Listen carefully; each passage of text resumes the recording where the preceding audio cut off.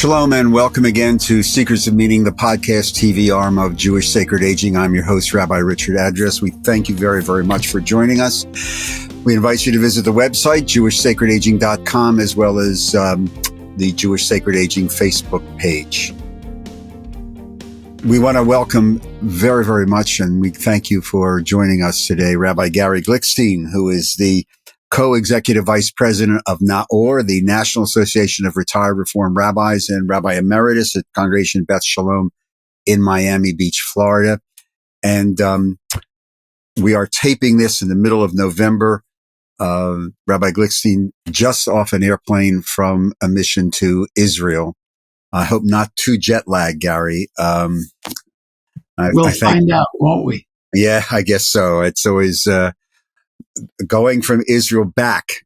I hope you're sitting up front. I remember those sitting in the back days. Anyway, welcome. And I hope you're feeling well. I hope you're okay. You know, physically, I'm doing okay. Emotionally, it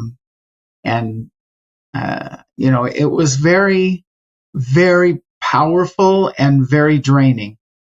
Meeting with so many different people over there, so much pain and so much inspiration.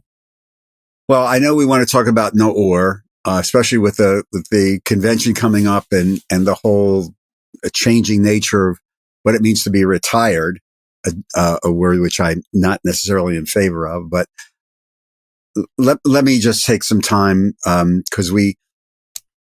me just take some time and ask you to just, if you want to share, if you can. You're fresh off this inspiration and pain. Two sides of the same coin, Gary. What was it like for you? Well, first of all, I was there with a group of about 17 rabbis. Most of us were South Florida.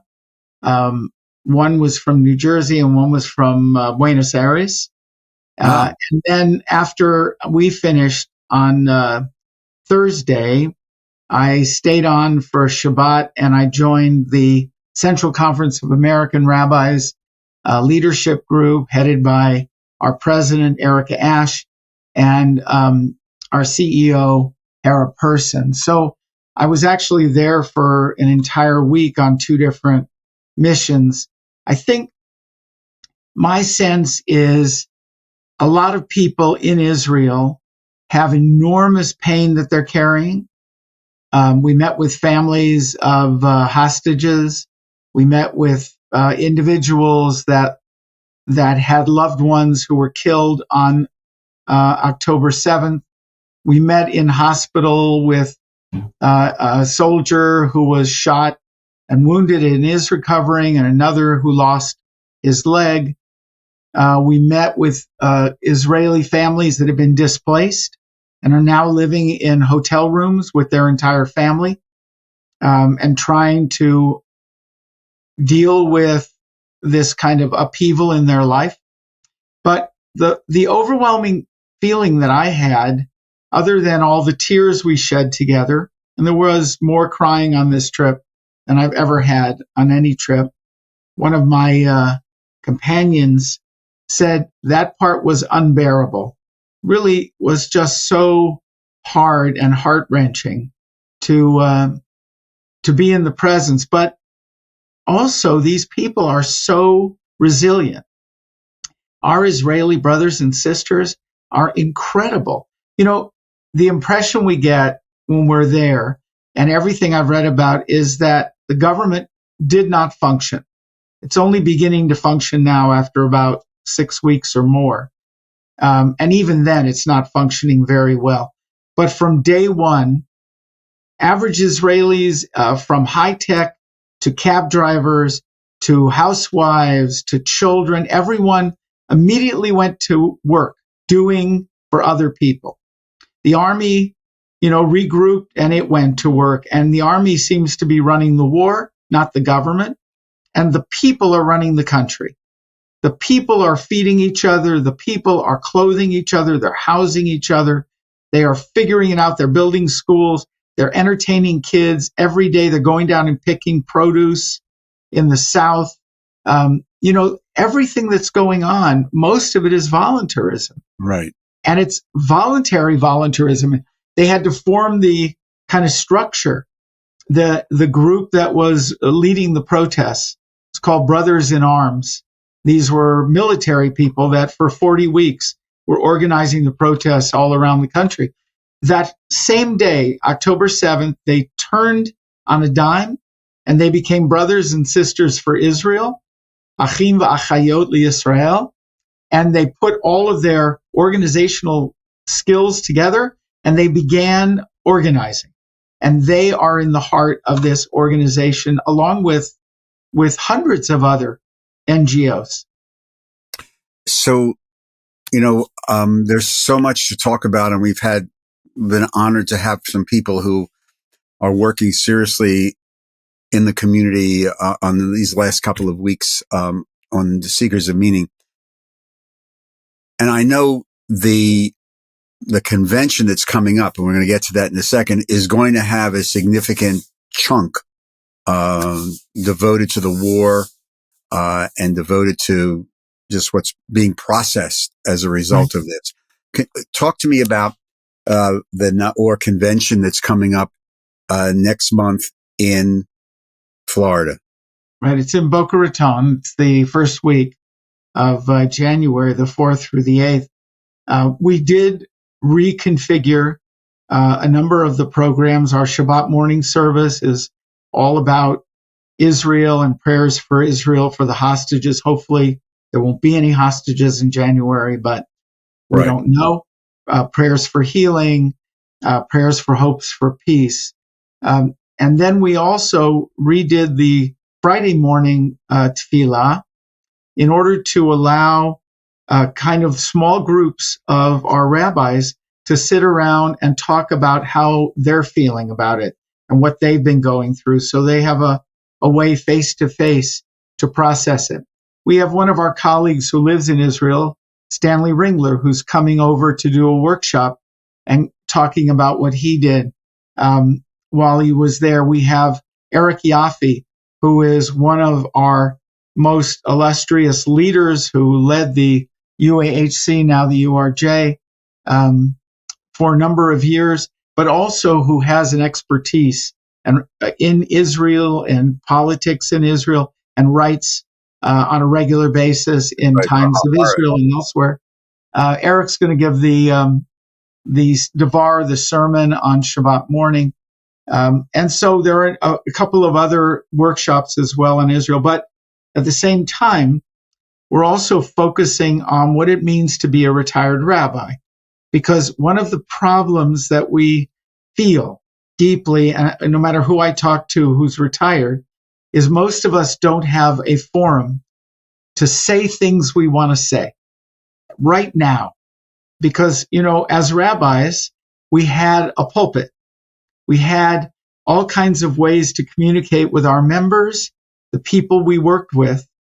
And once you retire, you no longer have that access in the same way. And here is one of the most important moments in Jewish history, one could argue. I would. This critical war that's going on right now and what's happening in Israel, the reshaping of the society. And few of our members have a real point of access to express themselves. And it's frustrating for them. And it's painful because they spoke for 40, 50 years and now they don't have the place to speak. So, processing that becomes important for each of us. And for many of the colleagues who either recently retired or retired perhaps a generation ahead of us, we've lived, this generation of retired rabbis have lived through this whole process of the development of the state of Israel. All of us remember the 6-Day War. I was just out of school in the 73 war, the Yom Kippur War, the Intifadas, and now everything has just been switched, all within our rabbinate. Right. So it is a very, that should be a very, very interesting Friday morning, a very, very interesting Friday morning. And I'm sure there will be a variety of different approaches and responses and frustrations. We'll see what happens. Talk to me, explain to me what NAORRR is. Where did it come from? Why was it necessary? Well, so NAORRR started in the 80s. And what happens is in the Reform Rabbinate, we have this convention once a year that the Central Conference of American Rabbis runs, which when I became a rabbi and you became a rabbi was a very important place. And all of the Gedolim of our movement would show up there. And of course, we as the young ones wanted to be there, to be seen, to learn, to get to meet them, to listen to what was going on. And we didn't have social media. We didn't have, Right. You had to write letters, as you remember in those days, real letters. I remember letters. They put that thing called a stamp on, and you put it in a box and you prayed that it would get to where it was supposed to go. Right. And we didn't have websites and cell phones and, it was a very different world. So that convention was really, really important to connect us. And what happened was as the rabbis got older, they found that their peers showed up less and less for many reasons as they got to be 60 and 65, and they looked around and they might be only 2 or 3 in their class that showed up. And they felt they wanted to have companionship of their friends. And in those days, it was almost all male rabbis. Sally Priesand, the first female ordained rabbi in our movement, was 1972. She was in my class. Right. And then, and then there was, one other after her, and then there was Laura Geller after us. So there weren't a lot of women in the rabbinate. There were hardly any. And the spouses in our day and age also knew each other. They often, they would know each other and be friendly. So people had a social need as they aged out of the convention of the Central Conference. They still wanted to get together at least once a year. So a group of them got together and said, let's meet in January, because no one's meeting in January. It's cold, but we'll meet in a warm weather, either West Coast or East Coast, usually Florida or California or Arizona. And once we'll get together for a convention, we'll eat, we'll drink, we'll study, we'll learn a little, we'll share with each other. And that's how it started. It started with a small group.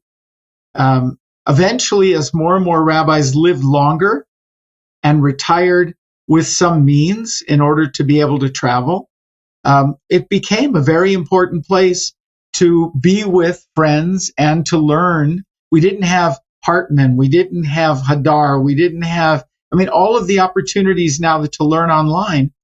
This was a place to come and learn, right? And to be with each other and to have social kind of interaction with people you cared about, and you would spend a lot of years being together. But over time, and that's where we are now, the retired rabbinate is changing. Not just that we have a growing and large number of women rabbis. We have, because of the changes in the whole gay and lesbian community and transgender, we have rabbis who have come out and who have different partnerships. It's not the same social relationship. Many rabbis didn't marry in rabbinical school. So often their partners don't know other partners as well. Some divorced. There was more divorce in the rabbinate now. And therefore there are second marriages, and there are blended families. So all of that is changing. And the whole idea of what we do in our January convention is also in flux at this point. So the numbers now, do you have a sense of the membership of NAORRR? A couple hundred colleagues, 300, 400, 500 colleagues? It's grown, right? Well, it's grown in some ways. There are in our list of potential members, meaning they're basically over 65. Mm-hmm. Because as you said, retirement is a different issue. We'll talk about that in a few minutes. Mm-hmm. But we have a list of over 1,000 that are, in effect, most of them not working full time. Right. Everyone is working at something, and has activities and has things they're doing, but not in the sense of a full-time rabbinate. So that's 1,000 of the actual active people who are members. It's probably around 400 or 500, and that includes spouses, because Right. in our group, as opposed to in the CCAR, spouses and rabbis are the same membership. They have the same membership. And we have a group of surviving spouses Right. whose, in this case, husbands died. And we have like 40 or 50 who remain connected to us. We have a caring committee because we have, as we age, we can no longer travel as easily. So we're doing hybrid work. We're reaching out with phones. We're trying to reach out with computers, but older rabbis have that. It's more difficult for them to deal with electronics. Even for me, I struggle, with some of the aspects of what we're doing. So I would imagine now, because of the growth of NAORRR and now the age range, and there's a significant numbers of our colleagues who are retiring much earlier, in my experience anyway.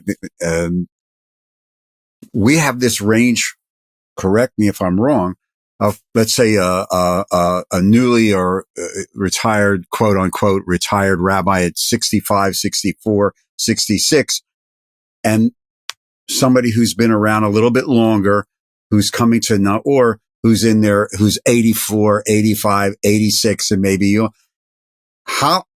they're very different rabbinates, Right. Very, very different rabbinates. Talk to me about how those rabbinates or those experiences are elevated and brought up. Well, part of it is just the encounter with, once you're used to going to convention, you're already come in when you're younger and you're seeing older colleagues and you're making relationships. So some people, when they come to NAORRR, they're renewing the relationship they had with these older rabbis when they were younger, and they had a 20-year gap, and they, sat in on a committee or a learning session, and they created relationships with those rabbis. But there's another aspect to that. Because of the women rabbis who came in the 70s, 80s, and 90s, but particularly 70s and 80s, they were not welcomed with open arms by the all male rabbis. And they were not welcomed by congregations. And they have a different experience, Right. often a painful one, and sometimes a painful one with members of our organization who might not have made it so easy for them. In fact, have made it, in some cases, difficult. So part of what we're trying to do in our present NAORRR is find a way to talk about those issues, name those issues, and heal those issues so that we can build a more diverse retired rabbinate and that welcomes all ages and all different kinds of rabbis, as well as the fact that a third of rabbis right now in the CCAR are not in the congregation. Right. So, And that's an issue because it's the growth area. It really is. Whether you call it the entrepreneurial rabbinate or just people seeking a different type of teaching or academics, or in academia, that's a growth area. Right. And the rabbinate there is very, very different than Absolutely. sitting at. And they didn't come to our conventions over the years. They go to to chaplaincy conventions or Hillel conventions, or wherever they are, or in the military, or wherever they're involved. And so they don't necessarily relate the same way in the way that in the past, where it was predominantly congregational rabbis, would relate to each other. So that's why we also run monthly seminars online, where we do programs, and we get anywhere from 30 to 100 screens with husbands and wives, rabbis and their partners, who will participate in these. And that's another way to connect them. The convention still takes place, but at the convention we get between 170 and 210 of this larger group of 500 that come to it, but we're also doing it hybrid. We're going to be broadcasting. We did it last year. We're going to be streaming the services. We stream the scholar in residence this year, Rabbi Dr. Andrea Weiss. We stream a couple of other sessions, and then we're going to have a separate session just for streamers so they can talk to each other about what they're experiencing. So we're trying to find ways to make this work for all of our members because, one of the things we also have now, which I hinted at earlier, is we have all these competing opportunities. Right. They all cost money, and everyone has limited resources. So even in January, when we started, it was just us. And then a group of skiers started a January group called Oneg. And at the same time, the West Coast rabbis had the Pacific area rabbis, PAR, meeting roughly at the same time, one day after. I remember PAR. And it's still very strong. So now, even within the January first week, there are competitions that didn't exist. And then you have the summer at Hartman, which a whole group of rabbis go to. That's a costly, enterprise. And then we have all kinds of other ways that one can study and learn and have opportunities. So finding a niche and finding a way to serve our retiring rabbis, because they don't retire, they're retiring. They're not working full time. We have very few full-time retired rabbis. We have a few, but most of them have part-time gigs. So, as an executive vice president of NAORRR, what is your dream for this organization? Oh, I'd like it to be a place that actually serves the needs of our colleagues in the way that the CCAR serves the needs of working rabbis. But part of it is we are working with the CCAR to use their resources and ours to mutually support rabbis all through their career. So, we want to prepare rabbis. This is important for the CCAR for retirement.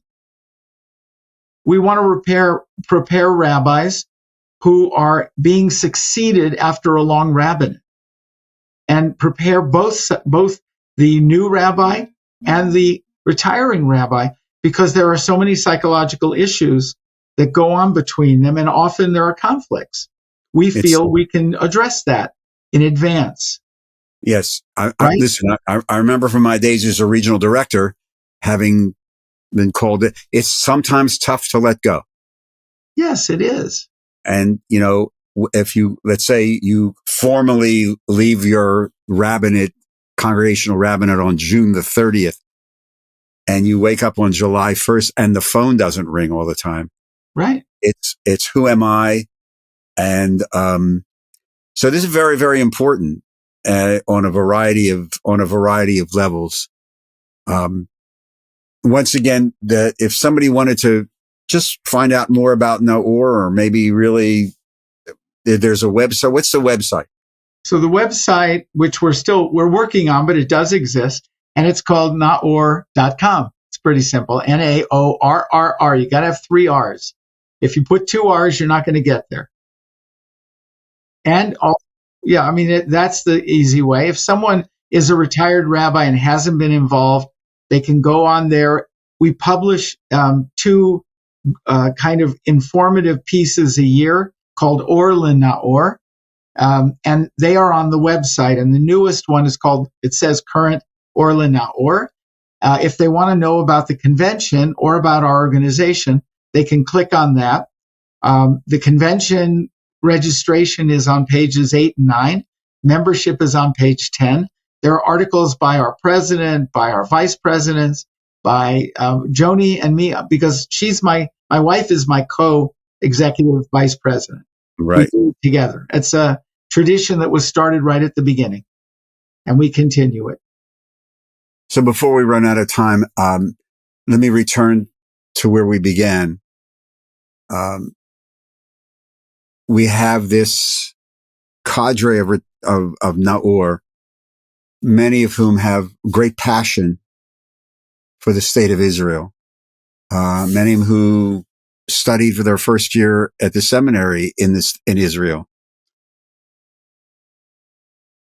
How do we begin to bring the message that you just were receiving in Israel? How do we bring it to NAORRR? How do the members of this organization translate that into the world, who may not have that pulpit or that forum or that moment or opportunity to speak? How do we begin to do that? I know we're going to talk about that at the convention, but just out of your neshama right now, you've just gotten off the plane. And I'm sure as you're thinking about that in that long flight back, you may have said, how do I get this message, what I've seen, out to the people? Well, I think the message we're going to try and convey to our members is you still bear the title rabbi. And that means something. It not just means something to you. It's not just a degree. It means something to our people, and it means something to the Christian world and the Muslim world. You have, with your title, even though you're retired, access to call up another clergy member in town and say, will you let me speak at the church or at the mosque? Can we have a dialogue? You have access to write to newspapers and write an op-ed. You have ways of using your title and your experience to go out to speak at schools, to speak at, various fora that exist, at city councils. Once you're a seasoned rabbi and you've done this for a long time, don't just sit on it, use it and be proactive right now. Israel needs us. So let's be proactive about it. Which is what, you see, that's why I prefer to use the word transition, because we're just transitioning into a different stage of life. And the collective, let's just say you have 150 people coming to Boca next month. Right. The collective life experience and wisdom of all of those people sitting in that room, right, can transform communities. Absolutely. And I think that's what, is on the agenda in many ways. I agree. So Rabbi Gary Glickstein, the co-executive vice president of NAORRR and Rabbi Emeritus of Beth Shalom in Miami Beach. Thank you for joining us on today's edition of Seekers of Meaning. I think I'll see you in a couple of weeks, in Boca. God willing. And yes, I hope so. And I-95. So. Well, thank you. You just take care. Say hello to your bride, and I'll see you soon. And continued success and good luck, and welcome back. And thank you for what you're doing, and thank you for your work and your passion. So I appreciate it. We all do. Toda Rabah. To all of you, thank you very much for joining us on today's edition of Seekers of Meaning, the podcast TV arm of Jewish Sacred Aging. Again, I'm your host, Rabbi Richard Address. If you'd like to help support our work here in these podcasts, please go to the website, jewishsacredaging.com. Click on the conveniently located donate button. Just follow the prompts. We really appreciate it. Any of you listening would like to, you or your organization, become a sponsor of these podcasts, again, just email me at rabbiaddress@jewishsacredaging.com. Seekers of Meaning is produced at the broadcast centers of Lubetkin Media Companies in Cherry Hill, New Jersey. And a big shout out and toda to our producer, Steve Lubetkin. Until the next time, until we meet again on the next Seekers of Meaning, please take care of yourself, everybody. Stay healthy, stay safe, and be kind to one another. Shalom.